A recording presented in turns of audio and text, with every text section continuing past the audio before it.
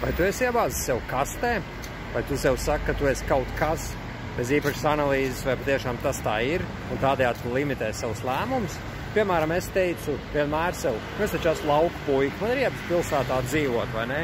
Brūģis, izpūtē gāzes, viss ir iebīgais. Un ar šādu te pārliecību es arī gāju pa dzīvi, un tagad, kad mēs domājām pārvākties uz Spāniju un plānojām, kur dzīvot, tad mūsos bija tāds, un mēs taču negribam pilsētā, vai ne? Te, kā teikt, smird piemīsts vārtrūms, nu viss šitais te, vai ne?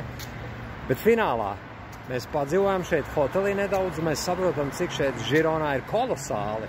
Parki, restorāni, veikali. Jā, tur ir pāris piemīsts vārtrūms, bet nav tik dramatisks, un, nu, kā teikt, tas viss, un vajag jau arī izvēlēties tad normālu pilsētu, kur patiešām ir forši, vai ne?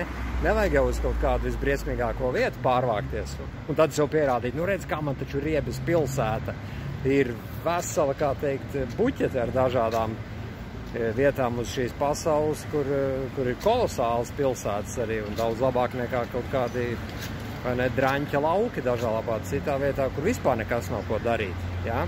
Nu, un tātad stāsts ir par to, ka mums ir jāidentificē šādas te limitējošas pārliecības sevī, lai mēs patiešām zinātu, kas mēs esam, un tad, ko mēs ar to varam darīt, un kādas izvēles izdarīt dzīvē. Jo savādāk mēs sev turpinam to veco plati galvā, kā teikt, spēlēt un iegalvot, nu jā, es jau esmu tas un tas, vai ne?